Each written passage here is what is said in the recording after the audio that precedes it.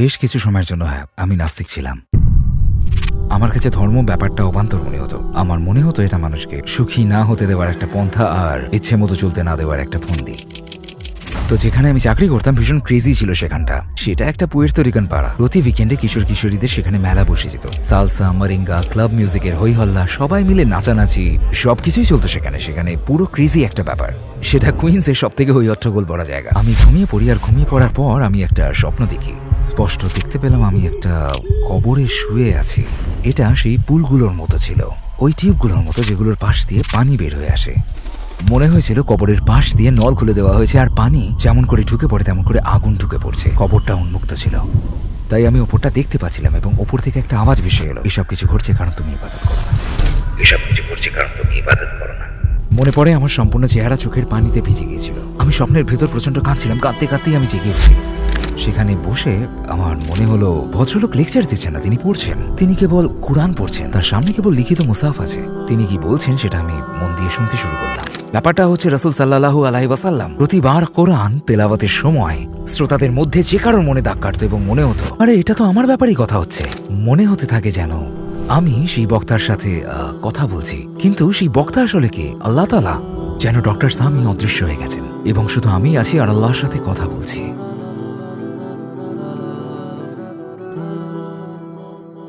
আসসালামু আলাইকুম ওস্তাদ নোমান আলী খান, আপনাকে আমাদের মাঝে পেয়ে টুয়ার্ডস ইটার্নিটি পরিবার অত্যন্ত আনন্দিত। এখানে এসে আমারও বেশ ভালো লাগছে। ওয়ালাইকুম আসসালাম ওয়া রাহমাতুল্লাহি ওয়া বারাকাতুহু। প্রথমে আমি সেই চিরায়ত প্রশ্নটি করতে চাই, নোমান আলী খান কে? মাঝে মাঝে মনে হয় আমিও জানি না। এই প্রশ্নে আমার নতুন উত্তরটা হবে একজন আমৃত্যু শিক্ষার্থী। আমার মনে হয় আমার শেখার প্রতি একটা নতুন ভালো লাগার সৃষ্টি হয়েছে। সবার মতো আমারও অনেকগুলো দিক আছে। আমি বোকাশোকা একজন মানুষ। আমি শিশুদের ভালোবাসি।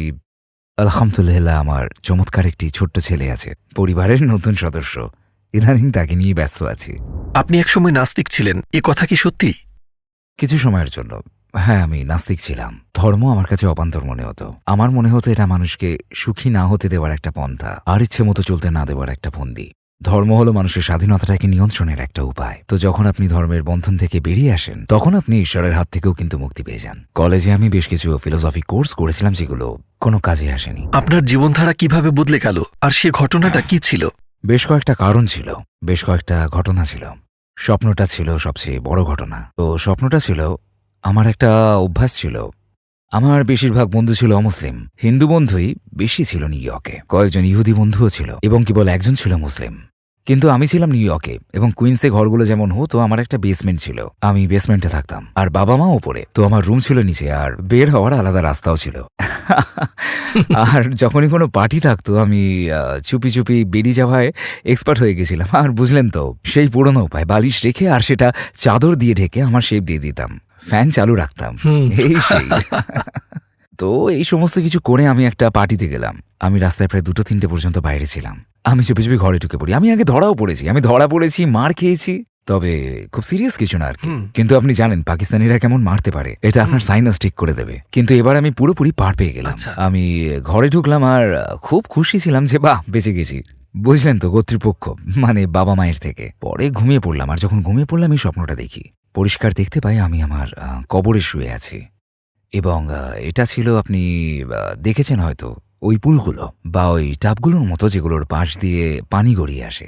মনে হচ্ছিল যেন কবরের পাশ দিয়ে নল খুলে দেওয়া আছে এবং সেখান থেকে আগুন গড়িয়ে পড়ছে ঠিক যেভাবে পানি গড়িয়ে পড়ে। কবরটা খোলা ছিল, তাই আমি ওপরে দেখতে পাচ্ছিলাম এবং ওপর থেকে একটা আওয়াজ বলে উঠলো, এসব কিছু ঘটছে কারণ তুমি ইবাদত করো না। মনে পড়ে আমার সম্পূর্ণ চেহারা চোখের পানিতে ভিজে গিয়েছিল। মানে আমি স্বপ্নের ভেতর কাঁদছিলাম। কাঁদতে কাঁদতে আমি জেগে উঠি আর তারপরে যতটুকু মনে আছে আমি সেটা ফলো করি, অজু করি, এরপর সালাত আদায় করা শুরু করি। এবং আমার ঝাপসা মনে পড়ে যে সালাত ছিল 5 ওয়াক্তের। আমার ঠিক মনে ছিল না যে কত রাকাত বাকি। আপনি সালাত আদায় করছিলেন না? আমি অনেক লম্বা সময় ধরে সালাত আদায় করিনি, প্রায় 4 বছর ধরে আমি সালাত আদায় করিনি। মূলত যখন থেকে আমরা এখানে আসি মাঝে মাঝে আমি একমাত্র জুমার সালাত আদায় করতাম, কিন্তু জুমা স্কুলের সময় হতো, তো আমি সেটাতেও যেতাম না। তো একমাত্র যেই সালাতে আমরা যেতাম সেটা হয় ছুটির দিনে, না হয় যদি ঈদ হতো, এবং আমার বাবা নিয়ে যেতেন। এছাড়া আমি মসজিদের ভেতর উকিও মারতাম না। এমন একটা স্বপ্ন দেখবো ভাবিনি, এরকম একটা অনুভূতি হবে সেটাও আশা করিনি। কিন্তু হঠাৎ করেই আমি সালাত আদায় করতে শুরু করলাম এবং এরপর আমার মনে আছে সেই সালাতে আমি সাজদায় পড়ে আছি আর কেবল কাঁদছি। এভাবেই ঘুমিয়ে পড়ি আর এভাবেই জাগি। সেই বন্ধুদের সাথে ঘোরাফেরা বন্ধ করে দিই। ওরা বলে কি হয়েছে তোমার, এমন কেন হয়ে গেছে, অদ্ভুত আচরণ কেন করছো? আমি সবাইকে এড়িয়ে চলি। তখন আমি সোজা বাড়ি যেতে শুরু করি, প্রতিদিন সোজা বাড়ি যেতে থাকি। তারপর যখন সেমিস্টার শেষ হলো বুঝলেন, আমার মনে পড়ে যে আমার একটা চাকরি ছিল একটা স্প্যানিশ পাড়ায়, স্প্যানিশ জাংশন বলে বলে। যখন আমি চাকরিতে ছিলাম খুবই ক্রেজি ধরনের চাকরি ছিল। এটা ছিল একটা পুয়ের্তো রিকান পাড়া। প্রতি উইকেন্ডে কিশোর কিশোরীদের মেলা বসে যেত সেখানে। সালসা, মারিঙ্গা, ক্লাব মিউজিকের হইহল্লা, সবাই মিলে বেশ নাচানাচি সবকিছুই চলতো সেখানে। পুরো ক্রেজি একটা ব্যাপার। এটা ছিল কুইন্সের সবচেয়ে ক্রেজি এরিয়া। আমি ওখানে একটা কাপড়ের দোকানে কাজ করতাম। তাদের বিশেষত্ব ছিল যেমন, মূলত আমরা এটাকে বলতাম থাগ ওয়ার। 90-এর দশকে পোশাক আশাক ছিল বেশ ঢোলা জিন্স এবং কালকানি বুটস। সেখানে এই সমস্ত বিক্রি হতো বুঝলেন। আমি সেই দোকানে কাজ করতাম এবং যখন সালাতের সময় হতো আমি দৌড়ে শু এরিয়ায় যেতাম, জুতোর গুদামে, এবং দ্রুত গিয়ে সালাত আদায় করে নিতাম। আসর সময় হতো আবার যেতাম। আসছি যাচ্ছি আমি নিয়মিত সালাত আদায় করতে শুরু করলাম। আমার সহকর্মীরা প্রায় সবাই ছিল হিসপ্যানিক। তারা আমাকে নোমান ডাকতো না, আলী ডাকতো। যেমন, ইয়ো আলী, কি করছো ভাই, এমন অদ্ভুত কাণ্ড কেন করছো? আরে তুমি আমার দিকে তাকাচ্ছ না কেন? আমি ইবাদত করছি, ব্যাখ্যা দিতে হতো। আরে ভাই তুমি কি বলছো, মানে ঈশ্বরের সাথে কথা বলো? আচ্ছা তুমি কি তাকে আমার প্রমোশনের কথা বলতে পারো? বেতন বাড়াতেই হবে। তো এমনটা ছিল। তারা এই ব্যাপারে নানান প্রশ্ন করতে শুরু করলো। আমি ইসলাম সম্বন্ধে কিছু জানতাম না, কিন্তু আমার বন্ধুরা, ডমিনিকান, পুয়ের্তো রিকান, কিউবান প্রতিবেশী বন্ধুরা, সহকর্মীরা, তারা বলতো, তাহলে কি আমি জাহান্নামে যাব? আমি বলতাম, আমি জানি না, তুমি শুয়োরের মাংস খেতে পারবে না তাই না? তো আমি এখন সেটাই খাচ্ছি। কেমন লাগছে তোমার এটা দেখে? তারা এই সমস্ত কাণ্ড কারখানা করতো। তো সালাত আমার জীবনের একটা অংশ হয়ে উঠল, কিন্তু আমার মনে হয় না আর সেটা সত্যিকার অর্থে অন্যান্য সঙ্গীর চাইতে সেটা উত্তম ছিল। এইটা কেবল শুধু সালাতই ছিল, তবে অন্ততপক্ষে এটি তুলনামূলক ভালো সঙ্গী ছিল। অন্তত খারাপ সঙ্গ থেকে দূরে থাকতে পারতাম। এরপর কলেজ শুরু হলো এবং টুয়ার্ডস ইটারনিটি পরিবারের আপনার সাহায্য প্রয়োজন। আমরা একটা দাতব্য সংস্থা যারা পৃথিবী জুড়ে 10টি ভাষায় ইসলামের বার্তা পৌঁছে দিতে বদ্ধপরিকর। আপনার সহায়তায় আপনি মানুষকে ইসলামের পথে আসতে, হারাম ত্যাগ করতে, সালাত আদায় করতে, হিজাব পড়তে, কোরআন শিক্ষা সহ নানা রকম সাহায্য করতে পারেন এবং এই সব নেক কাজের অংশীদার আপনিও হবেন ইনশাআল্লাহ। টুয়ার্ডস ইটারনিটিতে ডোনেট করুন এবং এই সুবর্ণ সুযোগ হারাবেন না। কলেজ শুরু হলো এবং এবার প্রথমবারের মতো অমুসলিম বন্ধুদের জায়গায় বেশ কিছু বন্ধু হলো যারা মুসলিম। কিন্তু আমার মুসলিম বন্ধুরা আমাদের কলেজ ক্যাম্পাসের সবচেয়ে বড় পার্টি অ্যানিমাল ছিল। তো তারা আমার আগের বন্ধুদেরই মুসলিম ভার্সন ছিল। এরা ছিল জাস্ট নাম খাওয়াসি মুসলিম। আমার অপরাধবোধ খানিকটা কমলো, কেননা এরা মুসলিম যদিও নামাজ পড়ে না, কিন্তু আমার সালাত নিয়ে এদের কোনো মাথা ব্যথা নেই। এই ব্যাপারটা ছাড়া এটা ছিল অনেকটা এমন যে আমি আগের জায়গাতেই ফিরে গেছি, শুধু সালাতটা আছে। তাদের মধ্যে কেউ একজন আপনাকে সম্ভবত রমজানে কোরআনের একটি দাওরায় নিয়ে যান, এরপর আপনার কোরআনের প্রতি ভালোবাসা শুরু হয়। সে আমাকে পরিচয় করিয়ে দিয়েছিল। ওমর, ওর নামটা আমি বলতে চাই, ওর নামটা হলো উমর বেগ। লোকে এখন তোমার পুরো নাম জানে ভাই। আচ্ছা, ওর সাথে আমার যোগাযোগ আছে এবং ওকে আমি আমৃত্যু ভালোবাসবো, কারণ ও খেয়াল করেছিল আমি কোরআন শেখার জন্য চেষ্টা করছি। আমার কাছে সব সময় ইউসুফ আলীর কোরআন অনুবাদ থাকতো, আমি সেটা পড়তাম। আমার কাছে ভীষণ কঠিন লাগতো, কিন্তু তাতেও আমি পড়তাম, নোট নিতে থাকতাম, কারণ আমার কাছে আর কিছু ছিল না। আর সে বলল, তুমি কোরআন শিখতে চাও, একটা আয়োজন চলছে। সে ওই এলাকাতে থাকতো না যদিও, সে বলল চলো গিয়ে দেখে আসি। আমাকে সেখানে নিয়ে গেল। এটা ফ্ল্যাশিং এর মুসলিম সেন্টারে ছিল, কুইন্সে। আয়োজনটা ছিল ডক্টর সামির আলোচনা। সেই মসজিদটায় দুটো আলাদা ফ্লোর ছিল। একটা ফ্লোর ছিল 20 তারাবির এক্সপ্রেস ট্রেন, যেমনটা বেশিরভাগই। তৃতীয় ফ্লোর ছিল আমরা 4 রাকাত সালাত আদায় করব। এরপর আমি প্রতিটা আয়াত ব্যাখ্যা করব, অনুবাদ শোনাবো এবং সংক্ষেপে কি পড়লাম সেটা নিয়ে বলবো। তারপর আবার 4 রাকাত পড়বো, তারপর আমি বলবো, আমরা 4 রাকাত পড়ে আবার বলবো, এভাবে এক পারা শেষ করব। এরপর আগামীকাল পরবর্তী পারা শুরু করবো, এর পরের দিন পরবর্তী পারা। এই পুরো প্রক্রিয়াটা আমার মনে পড়ে রাত 9:30 থেকে রাত 1টা পর্যন্ত প্রতিদিন চলত। আর তারপর উইকেন্ডে তিনি আরো খানিকটা পুষিয়ে নিতেন। তো মাঝে মাঝে সেটা রাত 2, 2:30, 3টে পর্যন্ত করাতো, পুরো রাত প্রায়। কিন্তু আমরা একটা বিরতি নিতাম, বুঝলেন, 45 মিনিটের লেকচার, তারপর 4 রাকাত, ঘণ্টাখানেক করে লেকচার, আবার 4 রাকাত। আমি যখন সেখানে ঢুকি আমি মনে মনে ভাবছিলাম আমি লেকচার শুনবো না। আমি সেখানে বসলাম, আর মনে হলো এই ভদ্রলোক তো লেকচার দিচ্ছেন না, তিনি পড়ছেন, তিনি শুধু কোরআন পড়ছেন। তার হাতে অনেকগুলো কোরআনের নোটস আছে, তো তিনি যেটা বলছেন সেটা আমি শুনতে শুরু করলাম। এবং ওনার একটা খুব বড় গুণ ছিল, যেমন আপনি আমাকে লেকচার দিতে শুনছেন, আমি একটা শব্দ নিয়ে বলি, আমি একটা বাক্য নিয়ে বলি, তিনি এমনটা করতেন না।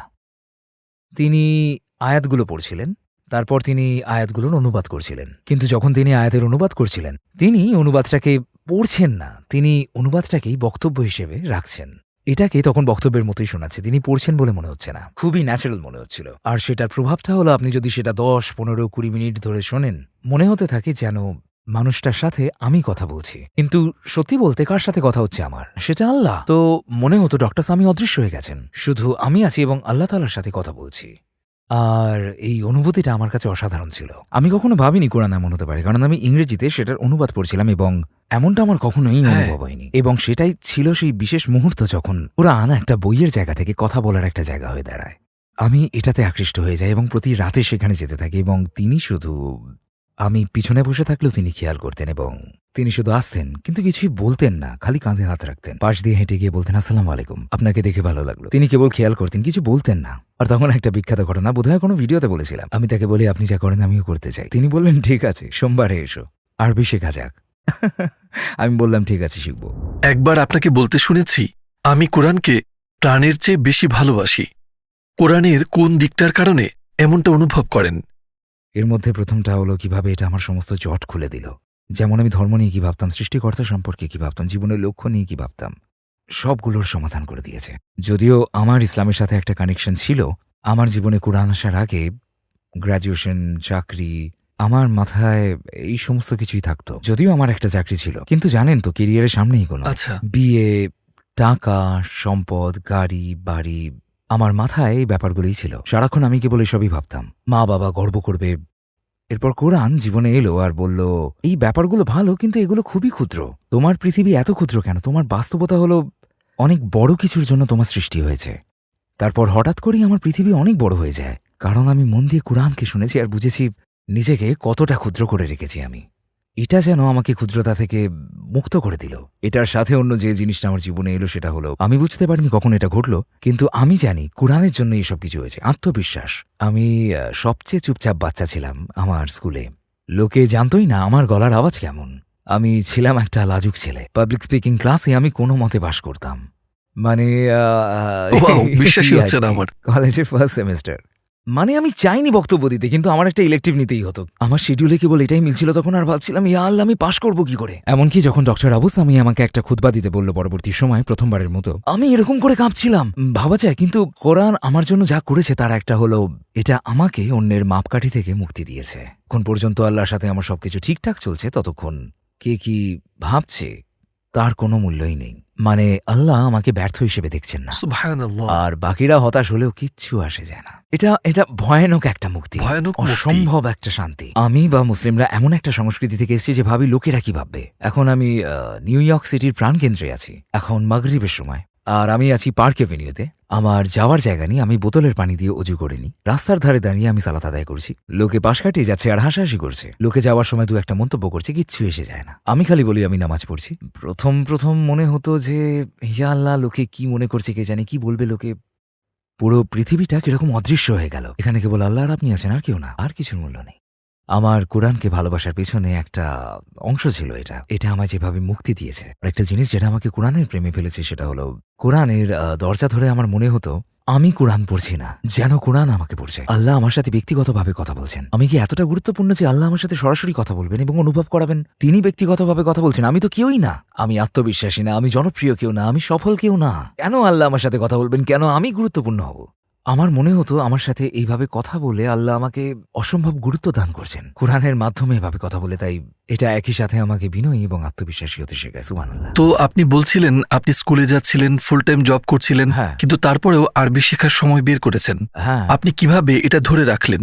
এটা ডক্টর সামির জন্য। এটা ছিল, আমি এই মানুষটাকে কোরআনের প্রত্যেকটা কথা অনুভব করতে দেখেছি। তারপর তিনি আমাকে কোরআনের কথাগুলোকে অনুভবও করাতেন, আর আমার মনে হতো তিনি যেমনটা অনুভব করছেন সেটা আমারও করতে হবে।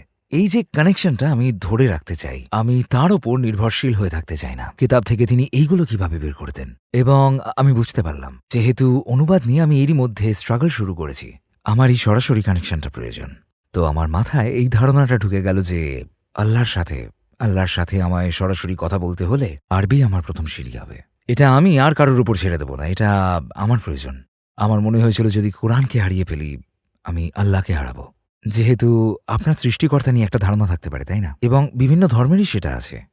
এমনকি দর্শনের দিক দিয়ে আপনি বলতে পারবেন যে একটা শক্তি রয়েছে, এই মহাবিশ্ব বা জানেননি তো, কিছু একটা আছে, কোনো একটা সত্তা বা কোনো বস্তুর অস্তিত্ব আছে। মানুষকে বিভিন্ন নাম দেয়, কিন্তু কোরআন শুধু সৃষ্টিকর্তার অস্তিত্বের কথা বলেন না। সত্যি বলতে ব্যাপারটা শুধু তার অস্তিত্বের নয়, কিন্তু তিনি আপনার সাথে সরাসরি যোগাযোগ চান। তিনি চান আপনি তাকে সেভাবেই জানেন যেভাবে তিনি আপনার কাছে পৌঁছতে চান। হ্যাঁ, আমি তার সম্পর্কে দর্শন তৈরি করার চাইতে আমি তার অস্তিত্ব তিনি কি চান সেই সম্পর্কে তত্ত্ব তৈরি করার পরিবর্তে কি করছি আমি এখানে, তিনি আমাকে বলছেন। অনেক ভালোবাসার সাথে তিনি বলছেন, বুঝলেন? তো অনেকেই বলে যে সৃষ্টিকর্তার সাথে তার আত্মিক সম্পর্ক রয়েছে, এই জায়গায় ফিতরাত কাজ করে, সেটা আপনার থাকতে পারে, কিন্তু আমার জন্য আমি জানি না কোরআন যা করে সেটা অন্য কিছু কখনো করতে পারবে কিনা। রাইট? যখন আল্লাহ একে বলছেন, বুঝলেন, কোরআনে আমার প্রিয় আয়াতগুলোর একটা লাওয়াহতাসিমু বিহাবলিল্লাহ, সূরা আল ইমরানে, তোমরা আল্লাহর রজ্জুকে আঁকড়ে ধরো। এখানে কোরআনের কথাই বলা হচ্ছে, কারণ এর এক প্রান্ত রয়েছে আল্লাহর হাতে এবং অন্য প্রান্ত আমাদের হাতে। আবার কোরআনের অন্য জায়গায় লেখা আছে ওয়াতাসিমু বিল্লাহ, সূরা আল হজে, আল্লাহকে আঁকড়ে ধরো। এবং এই দুটো আয়াত, আল্লাহর রজ্জুকে আঁকড়ে ধরো, আল্লাহকে আঁকড়ে ধরো, মনে হয় যেন দুটো একই জিনিস। আপনি সত্যি আল্লাহকে আঁকড়ে ধরতে চান, তাহলে আল্লাহর রজ্জুকে আঁকড়ে ধরতে হবে। তিনি এদেরকে সমর্থক করে বলেছেন। এমন অনেক মানুষ রয়েছেন যাদের জীবন আপনার উসিলায় সম্পূর্ণ বদলে গেছে, এবং আপনার যাদেরকে মনে আছে এদের মধ্যে কে আপনার হৃদয়কে সবচেয়ে বেশি স্পর্শ করেছে? এটা মুসলিম বা অমুসলিম যে কেউই হতে পারে, যারা আপনার কাছে এসে কিছু বলেছে। একটা ঘটনা ঘটেছিল, আমি কোপেনহেগেনে পড়াচ্ছিলাম এবং এই এক বাবা ও তার মেয়ে অনেক দূর থেকে আমার ক্লাস করতে আসতেন। ওনারা, সেই মেয়ে একজন তরুণী, তিনি কলেজ থেকে গ্র্যাজুয়েশন করেছেন। তারা দুজনেই আমার বক্তব্য শুনলেন। তো তারা এলেন এবং কোর্স করলেন। ভীষণ চমৎকার একজন ভদ্রলোক, এবং অনেক অনেক অনেক দোয়া করলেন, অনেক অনেক দোয়া করলেন আমার জন্য। কথা ছিল আমি 6 মাস পর ফিরে আসব এবং ফলো আপ ক্লাস করাবো। তো আমি ফলো আপ ক্লাস করাতে এসে দেখলাম কন্যা আছে, কিন্তু তার বাবা নেই। তিনি আমার কাছে এলেন এবং তিনি আমার হাতে একটা জায়নামাজ তুলে দিয়ে বললেন, আমার বাবা ইন্তেকাল করেছেন, কিন্তু মৃত্যুর আগে পর্যন্ত তিনি আপনার লেকচার শুনতেন, তিনি আপনার জন্য দোয়া করতেন, এবং এই উপহারটি আপনার জন্য কিনেছিলেন, যেটা দেবার সুযোগ ওনার হয়নি। আর আমি শুধু কি যে এমন কিছু মুহূর্ত আসে, আমি জানি আমি এসবের যোগ্য না। আমি জানি এমন চমৎকার কিছু মানুষ আছেন, এমন অনেক অসাধারণ কিছু মানুষ রয়েছেন। এই তো আমার হোয়াটসঅ্যাপ গ্রুপে, মানে আমার টিমে কিছু মানুষ আছেন যারা আমার কাজগুলো অনুবাদ করেন, এবং কেউ সেগুলো তুর্কি ভাষায় অনুবাদ করেছেন। তার মধ্যে একজন আছেন যিনি ভূমিকম্পে তার ঘরবাড়ি হারিয়েছেন, এবং তারপরেও তিনি অনুবাদ করে গেছেন যখন তার থাকার জায়গা ছিল না, একজন স্বেচ্ছাসেবী হিসেবে। ভাবা যায়? আমি এই মানুষগুলোকে দেখি এবং আমি দোয়া করি তাদের উদারতার জন্য, কারণ আমি অনুভব করি তাদের এই নেক দিক আমার চাইতে অনেক গুণ বেশি। আল্লাহর সাথে তাদের নৈকট্য, আল্লাহর প্রতি ভালোবাসা, আমার মনে হয় এটা আমি তাদের অনুপ্রেরণা হওয়ার জায়গায় বরং তারা আমার অনুপ্রেরণা। সত্যি বলতে এটাই মনে হয়, এবং দোয়া করি যাতে শুধু আমি তাদের উপকার না, বরং আখিরাতে তারা আমার উপকার করতে পারেন, কারণ তারা অনেক আমি যা করতে পারি তার থেকে অনেক এগিয়ে। সুবহানাল্লাহ। আশা করি আপনি খোলাখুলি এবং সত্যি উত্তর দেবেন। যদি এখন আপনার মৃত্যু হয়, আপনার কি মনে হয় জান্নাত না জাহান্নাম, কোথায় ঠিকানা হতে পারে? জাহান্নাম। জাহান্নামের আগুনে। সত্যি? মুসা আলাইহিস সালামের দোয়া, রব্বিরনি লিমা আনজালতা ইলাইয়া মিন খায়রিন ফাকির। হ্যাঁ, আমার মনে হয় অনেক কিছুই সংশোধন করা বাকি, আমার মনে হয় অনেক ভালো করা উচিত, এরকমটাই মনে হয় আমার। এতগুলো মানুষের জীবন বদলে দিয়ে আমি ভেবেছিলাম আপনি আরো আশাবাদী হবেন। তাতে কি এসে যায়? কিছুই না, কিছুই এসে যায় না। সেটা আমার কৃতিত্ব না, এটা আল্লাহ করিয়েছেন, আমি না। এর সাথে আমার কি সম্পর্ক? লাখো মানুষ আমার কথা থেকে উপকৃত হয়েছেন, কিন্তু সেটা তো আমি করি। কিন্তু আপনি সেটার অংশ হবার সুযোগ পেয়েছেন। হ্যাঁ, সেটা আল্লাহর কৃতিত্ব, এবং সেই অংশ আমার মনের স্থিতির উপর নির্ভর করে। আমার তো পুরো রিটায়ারমেন্টের প্ল্যান নাই হয়ে যেতে পারে, তাই না? তো আল্লাহ বিকালবিন সালিম। তা যে পরিমাণ ভালো কাজ আপনি করছেন, বা যে পরিমাণ ভালো কাজ আপনি করবেন, এটা কোনো ইন্স্যুরেন্স পলিসি না। আপনার একমাত্র নিরাপত্তা হলো এটাই, তাই না? এবং আমি মনে করি এর উন্নতির প্রয়োজন। আমাদের এখন সংক্ষিপ্ত প্রশ্নোত্তর আছে, শুধু এক কথায় উত্তর দিলেই যথেষ্ট হবে, অথবা এক বাক্য হতে পারে। এগুলোতে খুবই খারাপ আমি। আমার মনে হয় বেশ চমৎকার কিছু উত্তর পাব। কোন কাজটা নোমান আলী খান সবচেয়ে বেশি উপভোগ করেন? পিংপং। হ্যাঁ। ও গুড। নোমান আলী খানের নেয়া সেরা সিদ্ধান্ত কোনটি ছিল? আমার নেওয়া সেরা সিদ্ধান্ত আমার মনে হয় কুরআন পড়া। ওকে, এবং সবচেয়ে খারাপ সিদ্ধান্ত কোনটি? না, এটা বলতে পারবো না। অনেক লম্বা লিস্ট আছে। জান্নাতে যাওয়ার পর নোমান আলী খান প্রথম যে কাজটি করবেন? মুসা আলাইহি ওয়াসাল্লামকে খুঁজব। নোমান আলী খানের পাওয়া সবচেয়ে সুন্দর এবং সবচেয়ে বাজে কমেন্ট? আমার পাওয়া সেরা কমেন্ট ছিল, দোয়া করি আল্লাহ আপনার ভুলগুলো মাফ করুন, এবং কেউ যদি আপনার মাধ্যমে খানিকটাও উপকৃত হয় সেটার প্রতিদান আপনাকে দিন। এটা আমার পাওয়া সেরা কমেন্ট। আর সবচেয়ে বাজে? সবচেয়ে বাজে আমার মনে পড়ছে না। সত্যি বলতে বেশিরভাগ সময় বাজে কমেন্টগুলো দেখে মনে হতো আমি মজা পাচ্ছি। এর মধ্যে একটা হলো, আপনার কোরআন নিয়ে কথা বলা উচিত নয়। আপনার একটি স্বভাব যেটা আপনার সবচেয়ে অপছন্দ। আমার বিবাদ এড়ানোর একটা প্রবণতা আছে। গুগলে শেষ কি সার্চ করেছিলেন? গুগলে আমার করা সর্বশেষ সার্চ হলো ইস্তানবুলের পাকিস্তানি রেস্টুরেন্ট। সত্যি কথা বলতে আমি কিন্তু একদমই হতাশ হইনি। এটা খুবই ভালো। একটা মজার মুহূর্ত যেখানে আপনি অপ্রস্তুত হয়েছেন, এমন মুহূর্ত যেটা আপনি কখনো ভুলতে পারবেন না। একটা ঘটনা আমি আপনাকে বলবো, এটা খুবই বাজে, খুব খারাপ। আমি জানি না ইউটিউবে এটা সেন্সর করে দিয়েছে। আমি ইংল্যান্ডে ছিলাম, আমার বিশ্বাসই হচ্ছে না আমি এটা বলছি, এবং আমি একটা লেকচার দিচ্ছিলাম, ভাই বোনদের মতো একটা গল্প বলছি। আমি অনেক জোকস বলে থাকি, এটা আমি আটকাতে পারি না। এটা যেন তো আমি প্রশ্ন করছি আর মানুষজন চিৎকার করে উত্তর দিচ্ছেন, কিন্তু নারীরা উত্তর দিচ্ছিলেন, বোনেরা অসম্ভব জোরে উত্তর দিচ্ছিলেন, আর ভাইয়েরা যেন নারীদের পাশ থেকে জোরে জোরে চিৎকার আসছিল।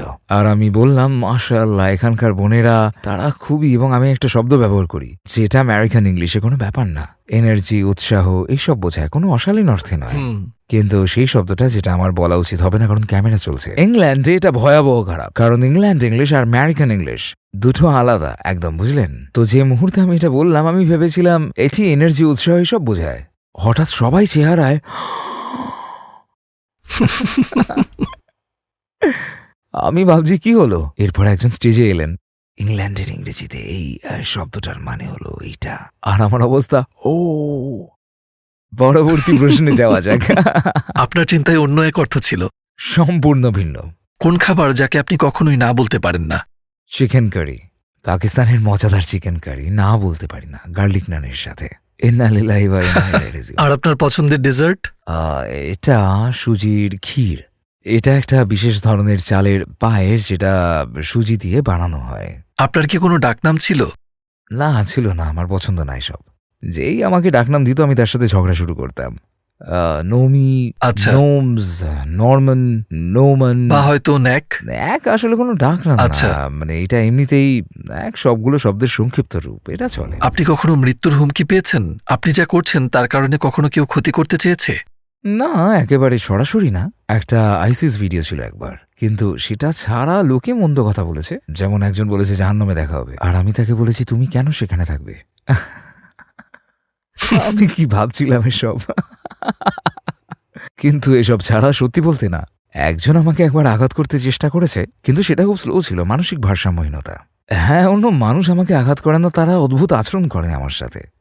মানুষ এসে বলে, ওই বুঝলেন তো, আপনি খুতবায় আমার সাথে কথা বলছিলেন, কিন্তু আপনি তো ছিলেন শ্রীলঙ্কায়। আমি তো অস্ট্রেলিয়ায় খুতবা দিয়েছি। হ্যাঁ, কিন্তু আমি ভিডিওতে দেখেছি আপনি আমার সাথে কথা বলছিলেন, এবং আমি আপনাকে প্রশ্ন করতে এসেছি কেন আপনি আমার সাথে কথা বলছিলেন। আমি আপনার মেসেজ পেয়েছি এবং আমি আসছি, আমি বুঝতে পেরেছি। আমি বললাম, আপনি কি বুঝতে পেরেছেন? তো এমনও অনেক মানুষ আছে যাদের অদ্ভুত সব ভারসাম্যহীনতা আছে, যারা ভাবে আমি তাদের সাথে কথা বলছি, তাদের সাথে যোগাযোগ করছি, বা আমার একটা বিশেষ স্পেশাল কোনো বার্তা আছে ভিডিওতে যেটা শুধু তারা বুঝতে পেরেছে। এটা তাদের উদ্দেশ্যেই করা যায় না। তো এমন অদ্ভুত লোকেদের আমি আকর্ষণ করি, কিন্তু এটা ছাড়া না, কোনো হুমকি না, আলহামদুলিল্লাহ। এক ব্যক্তি আপনাকে এলিভেটরে দেখলো, আপনাকে চিনতে পেরে প্রশ্ন করলো, আমার জীবনে প্রয়োজনীয় সবকিছুই আছে, কেন আমি ধার্মিক হয়ে নিজেকে কষ্ট দেব? আপনি তাকে 1 মিনিটে কিভাবে উত্তর দেবেন? আপনি ভাবেন আপনার সবকিছু আছে, এটাই আপনাকে ভয়ানক বঞ্চিত করে রেখেছে। আপনার সবকিছুর সংজ্ঞা এই এলিভেটরের ভেতরের একটি জায়গার মতন। তো আপনার সবকিছু আছে এই কথাটাই বরং বেমানান। সত্যি বলতে আপনার কিছুই নেই, আপনি আরো অনেক বড় কিছুর জন্য সৃষ্টি হয়েছেন। আমি জানি এটা বেছে নেওয়াটা প্রায় অসম্ভব, কিন্তু কোন আয়াতটা আপনাকে সবচেয়ে বেশি স্পর্শ করে? আমি কোন সূরাটা পড়ছি সেটার উপর নির্ভর করে। এই মুহূর্তে আমি সূরা আল মুরসালাত পড়ছি, এবং আল্লাহ বলছেন, আলাম নাজালাল আরদা কিফাতা আহইয়ান ওয়া আমওয়াতা ওয়াজআলনা ফিহা রাশিয়া শামিখাতিন ওয়া আসকানাকুম মা'আন ফুরাতা। এই আয়াতটা, পৃথিবী কি সৃষ্টি করা হয়নি? কিফাত মানে পরিবর্তনশীল, চলমান, আবার আধার হিসেবে। আল্লাহ বলেছেন পৃথিবীকে কি এমনভাবে সৃষ্টি করা হয়নি যে এটা সর্বদা পরিবর্তনশীল। রাজনীতি পরিবর্তন হচ্ছে, ক্ষমতার পরিবর্তন হচ্ছে, সমাজের পরিবর্তন হচ্ছে, স্থানান্তর ঘটছে। আহইয়ান ওয়া আমওয়াতা, সমাজের সৃষ্টি হয় এবং সমাজ ধ্বংস হয়ে যায়। এবং জালনা ফিহা রাওয়াসিয়া, এবং আল্লাহ বলছেন পাহাড়ের সৃষ্টি করা হয়েছে, তাই না? শামিখাতিন, উঁচু পাহাড়। এর সাথে সমাজের পরিবর্তনের কি সম্পর্ক? আপনি জানেন ভূ রাজনীতির সাথে পাহাড়ের ওতপ্রোত সম্পর্ক। পাহাড় একটি রাষ্ট্রকে অন্য রাষ্ট্রের আক্রমণ থেকে বাঁচায়। হ্যাঁ। পর্বতশ্রেণী আমাদের প্রাকৃতিকভাবেই সুরক্ষা দেয়।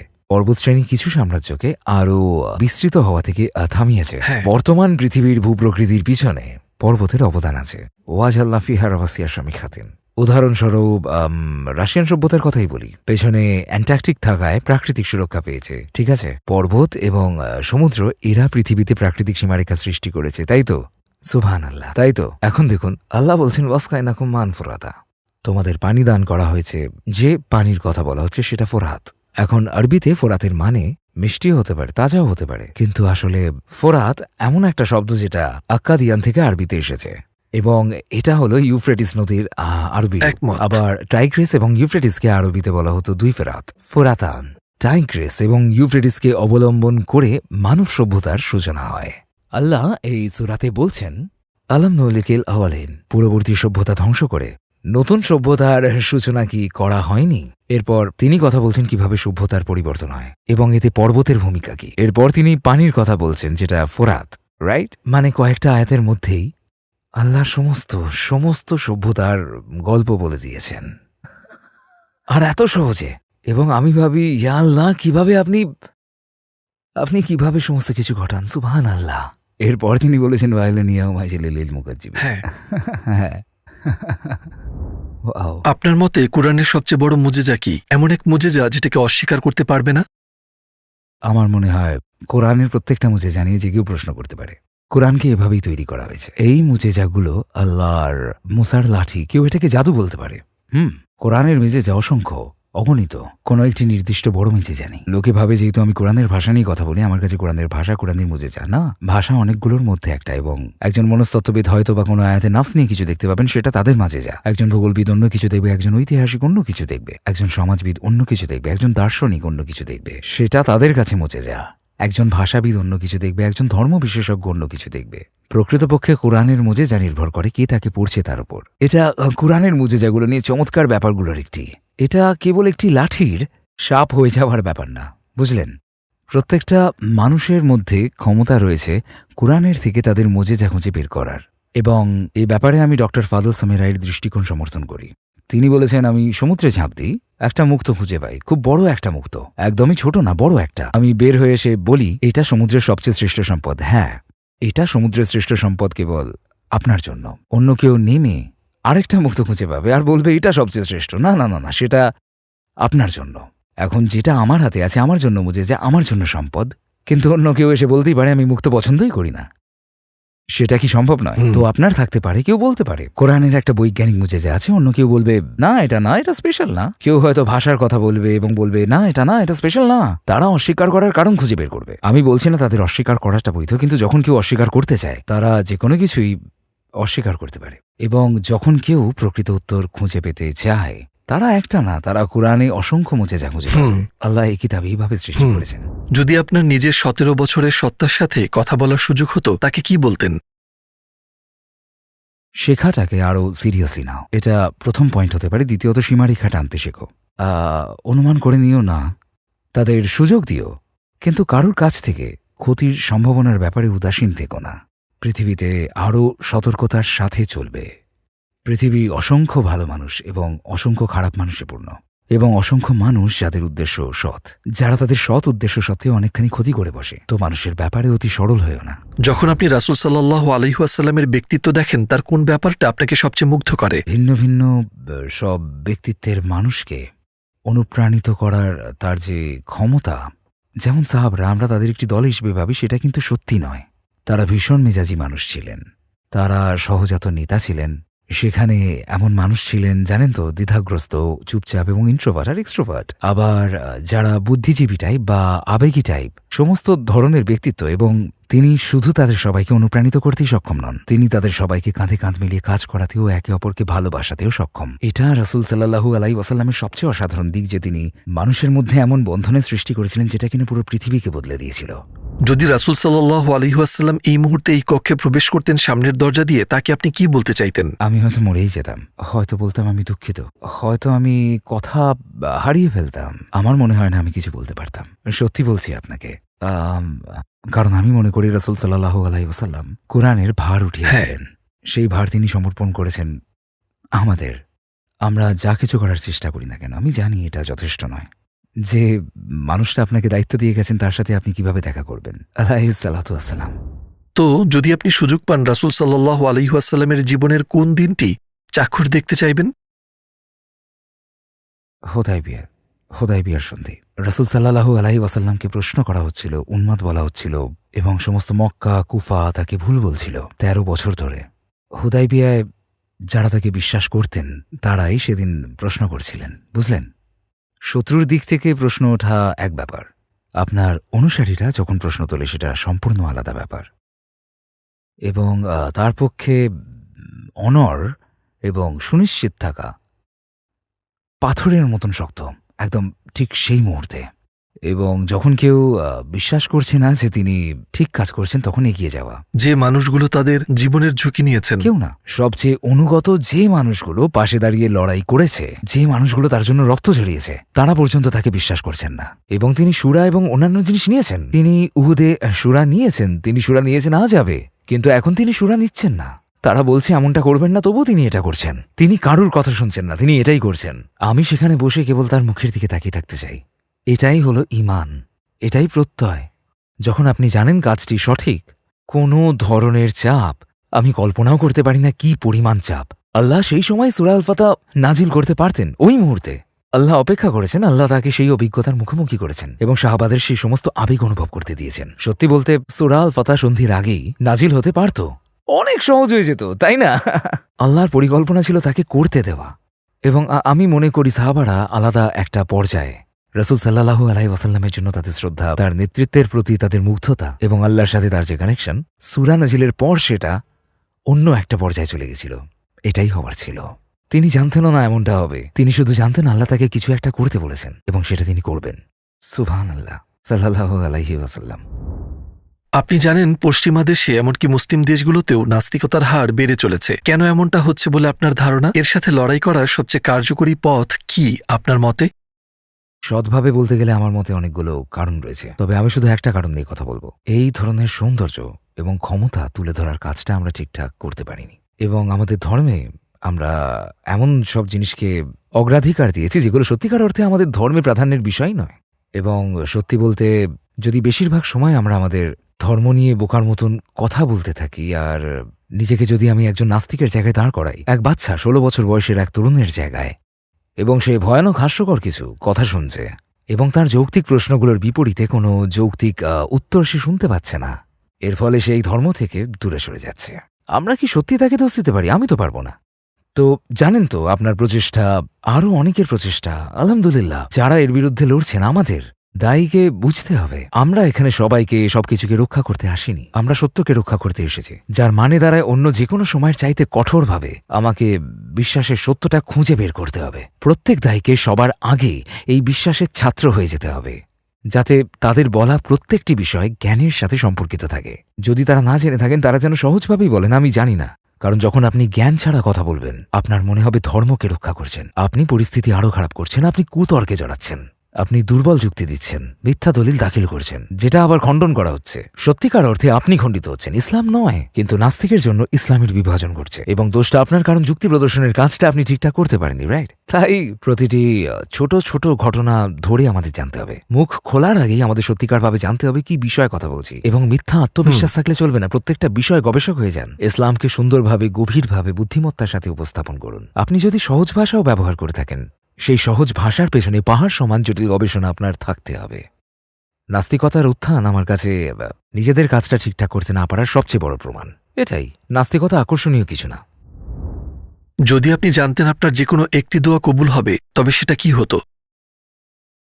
আর রব্বানা তাকাব্বাল মিন্না ইন্নাকা আনতাস সামিউল আলিম। হ্যাঁ, কারণ কেননা এই দোয়াটার একটা, এটা যা বলে তার চেয়ে বেশি কিছু বোঝায়। তো আল্লাহ যদি আমার নেক কাজগুলো কবুল করে নেন, এটা কখনোই ঘটবে না যদি না তিনি আমার গুনাহগুলো মাফ করেন। কারণ আমার নেক কাজগুলো কবুল করার পরের ধাপই হচ্ছে নেক কাজের পুরস্কার দেওয়া। কিন্তু আমার যদি শাস্তি পাওনা থাকে, আমি পুরস্কার পেতে পারি না। এবং আমি জানি আমার চেষ্টা, আমার কাজ, আমার নেক কাজ, আমার সালাত, আমার ইবাদত, সব কিছুতে ভুল থাকবেই। এগুলোতে অবশ্যই ভুল থাকবে, এবং ইবাদতের বাইরেও আমার আরও অনেক গুনাহ থাকবে। কিন্তু তিনি যদি আমার কাছ থেকে কবুল করে নেন, আমার কাছে সেই স্বীকৃতি থাকে, আর সেটাই তো আসার জায়গা, তাই না? যে আমাদের রবের কাছে আমরা গ্রহণযোগ্য হব। যদি আপনাকে সুপার বোল কমার্শিয়ালে 1 মিনিট দেওয়া হয় মানুষকে কোরআন সম্পর্কে বলার জন্য, তাদের আপনি কি বলবেন? এই ব্যাপারে একটু ভাবতে হবে। ওই 1 মিনিট মুখ খোলার আগে আমাকে সম্ভবত দিনের পর দিন ভাবতে হবে। কিন্তু সংক্ষেপে যেহেতু এটা সুপার বোল এবং হয়তোবা আমেরিকা একে দেখছে, হ্যাঁ, আমি আদম সম্পর্কে এবং যিশুর ত্রাণকর্তা হওয়া নিয়ে কথা বলবো, কারণ এই দুটো অংশ খ্রিস্ট ধর্মতত্ত্বের কেন্দ্রীয় বিষয়। আমি বলবো, আপনি কি কোরআন জানেন? যিশু, আদম এবং শয়তান নিয়ে কথা বলে, এবং বাইবেল নিয়ে এমন সব তথ্য দেব যেগুলো আপনি জানেন না। এর চেয়ে একটু বেশি বলতাম, কারণ 1 মিনিট হাতে আছে, কিন্তু আমি এই গল্পগুলোকে নিয়ে অনেক বেশি ভাবতাম, তারপর এর থেকে একটি অংশ নিতাম যেটা ছুঁড়ে দিতাম আমেরিকান খ্রিস্টান দর্শকদের দিকে। আমার মাথায় তাৎক্ষণিক যেটা আসছে সেটা হলো, আদম অভিশপ্ত ছিলেন না, তিনি পৃথিবীতে শাস্তি পেতে আসেননি, তিনি ভেঙে পড়েননি, তাই আপনিও ভঙ্গুর নন। কিভাবে সেটা আপনাকে আমি দেখাতে এই পারি। ব্যাপারে আমার একটা প্রশ্ন আছে, কিন্তু একটা সংক্ষিপ্ত উত্তর চাইব। আপনার কি মনে হয় 2.3 বিলিয়ন খ্রিস্টান সবচেয়ে বড় কোন মানসিক বাধার কারণে ইসলাম কবুল করতে পারছেন না?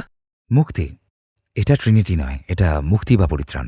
পরিত্রাণের ধারণাই প্রকৃতপক্ষে খ্রিস্ট ধর্মের ধারণা, এবং এর মানে সম্পর্কে তাদের একটা ধারণা আছে, কারণ ধারণাটা এভাবেই তুলে ধরা হয়েছে। প্রায় আমরা ভাবি কোরআন খ্রিস্ট ধর্মের বিরুদ্ধে যায়, এটা একটা অতি সরলীকরণ। কোরআন খ্রিস্ট ধর্মে ভুল ব্যাখ্যা দেওয়া ধারণাগুলোকে নিয়ে কথা বলে। এটা বোঝানোর জন্য আমার 2 মিনিট লাগবে। কোরআনে মুশরিকদের কথা আছে এবং আহলে কিতাবের কথা আছে, কিন্তু আমরা জানি কিতাবরা আবার মুশরিক, ঠিক আছে? তাদের সরাসরি মুশরিক কেন বলা হয় না? কেন? কারণ মুশরিকরা বলে 5 জন ঈশ্বর রয়েছে, বা ঈশ্বরের একজন কন্যা রয়েছে, এরম অনেক কিছু। এটা শিরক, কারণ তারা একাধিক ঈশ্বরে বিশ্বাস করে। যদি খ্রিস্টানদের জিজ্ঞেস করেন কতজন ঈশ্বরে বিশ্বাস করেন, তারা কি উত্তর দেবে? 1, কিন্তু 3? না, তারা 3 বলবে না, তারা বলবে 1। তারা একজনই বলবে আমি ঈশ্বরে বিশ্বাস করি। তারা কখনো বলবে না আমি ঈশ্বরদের বিশ্বাস করি, বলবে ঈশ্বরে বিশ্বাস করি। কিন্তু তারা ভুল ব্যাখ্যা দিয়ে ঈশ্বরকে 3 জন বানায়। বুঝুন ব্যাপারটা, মুশরিকরা বলে একজনের অধিক ঈশ্বর আছে, অপরদিকে খ্রিস্টানরা বলে ঈশ্বর একজন। কিন্তু আমি একে এভাবে ব্যাখ্যা দিই। তাই মুশরিকদের এবং খ্রিস্টানদের শিরকের মধ্যে পার্থক্য হচ্ছে তারা নিজস্ব ব্যাখ্যা দিয়ে শিরকে জন্ম দিয়েছে। বেশ বড় পার্থক্য আছে। এটা হলো সরাসরি শিরক, আর এটা হলো ব্যাখ্যার মাধ্যমে শিরক। কোরআন কি করে? কোরআন ওই জায়গাগুলোকে দেখিয়ে দেয় যেখানে তারা একটা বিষয় নিয়েছে এবং তার ভুল ব্যাখ্যা দিয়েছে, এরপর এটা একই জায়গা থেকে শুরু করে এবং তার সঠিক ব্যাখ্যা দেয়। একটা উদাহরণ দিচ্ছি। তারা বিশ্বাস করে শুরুতেই ঈশ্বর ছিলেন, তারপর এসেছে শব্দ লোগোস, ঠিক? আর যিশু হচ্ছেন ঈশ্বরের শব্দ। আর যেহেতু ঈশ্বরের শব্দ শাশ্বত, তাই ঈশ্বরের শব্দ যেহেতু যিশু, যিশুও তেমনি শাশ্বত। এটা হচ্ছে ঠিক লেগোস লজিক। লেগোসের আরবি শব্দ কি? কালিমা, তাই না? কোরআন কি ঈসা আলাইহিস সালামকে কালিমা বলেছেন? হ্যাঁ, এটা তাদের সম্পূর্ণ ধর্মতত্ত্বের শুরুর জায়গা, এবং কোরআন ব্যবহার করেছে, খুবই বিপজ্জনক। কিন্তু তখন তিনি বলেন আল্লাহর কালিমা হল কুন ফায়াকুন। শব্দটাকেই শাশ্বত, এবং আরও কিছু বানানোর পরিবর্তে সেই শব্দের অর্থ হলো যখন সৃষ্টিকর্তা কিছু বলেন সেই শব্দ অস্তিত্বের সূচনা করে। তো সেই শব্দ মাঝে যা হয়ে দাঁড়ায় শাশ্বত সত্তা হওয়ার পরিবর্তে বা ঈশ্বরের অংশ অথবা এমন কিছুর পরিবর্তে, আল্লাহ একই লেগোস নিয়ে ব্যাখ্যার দিককে পাল্টে দিয়েছেন, এবং আল্লাহ এটা বারবার করেছেন। তিনি এটা কুমারী মেরির ঘটনায় করেছেন, তিনি এটা যিশুর ঘটনায় করেছেন, তিনি এটা আদমের ঘটনায় করেছেন। খ্রিস্ট ধর্মকে সম্পূর্ণ বাতিল না করে এর এই সমস্ত বিকৃতির পয়েন্টগুলোকে নিয়ে সেগুলোকে সুন্দরভাবে পরিবর্তন করে দেওয়া হয়েছে। এটা এত চমৎকার একটা কাজ করে, যদি আপনি খ্রিস্টান ধর্মতত্ত্ব নিয়ে পড়েন এবং কোরআন বিষয়গুলোকে নিয়ে কি করছে সেটা পড়েন, হতবাক হয়ে যাবেন। আমি আদম আলাইহিসসালামের গল্প নিয়ে পড়াশোনা করেছি। ওল্ড টেস্টামেন্টে আদম আলাইহিসসালামের বিষয় খ্রিস্টানদের ওল্ড টেস্টামেন্টের ব্যাখ্যা মতে আদম আলাইহিসসালামের বিষয়, ইহুদিদের ওল্ড টেস্টামেন্টের ব্যাখ্যা মতে আদম আলাইহিসসালামের বিষয়, এবং কোরআনে আদম আলাইহিসসালামের বিষয়। এবং কোরআনে এটা একটা গল্প, এটা বাইবেলে এবং খ্রিস্টান ব্যাখ্যা এবং তার ইহুদি ব্যাখ্যা নিয়ে মন্তব্য করছে, এবং একই সাথে সমস্ত ব্যাখ্যাকে শুদ্ধ করছে, সবগুলোকে। কয়েক হাজার বছরের পড়াশোনাকে উল্লেখ করা হচ্ছে পয়েন্ট বাই পয়েন্ট সূরা আল বাকারার মাত্র কয়েকটি আয়াতে। এটা চমৎকার একটা ব্যাপার। আমি যদি আপনাকে উদাহরণ দিতে শুরু করি তাহলে অনেক বেশি সময় লেগে যাবে, কিন্তু খ্রিস্টান বিশ্ব কোরআনকে অনুভব করেনি। আর আমাদের দাবি হওয়া উচিত, সত্যি বলতে গাইজ, তোমরা বাইবেলকে অনুভব করনি, কারণ তোমরা কোরআনকে অনুভব করনি। চলো নতুন করে বাইবেলকে অনুভব করতে তোমাদের সাহায্য করা যাক। এটা খ্রিস্টানদের প্রতি আমার দাবি। চলো বাইবেল নিয়ে কথা বলা যাক। সবশেষে আপনি টুয়ার্ডস ইটার্নিটি নিয়ে কি বলবেন, এবং আপনার অভিজ্ঞতা কেমন ছিল? আমি মনে করি আপনারা অসাধারণ কাজ করছেন। আমি এটা মন থেকে বলছি।